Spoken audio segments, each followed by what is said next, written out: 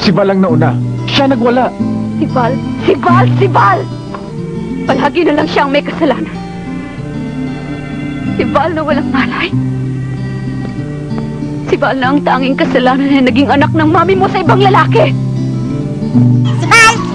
Uy, kalalawa daw si Val! Eh, wala na yun. Hindi eh. Kilala mo ba yun? Sino ba yun? Di ko kilala yun. Disturbo. Madali kami ng bahay. Hindi. Hindi. Kilala niya si Val. Si Val.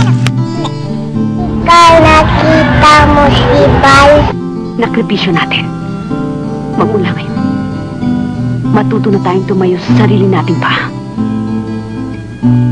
Wala na si Val.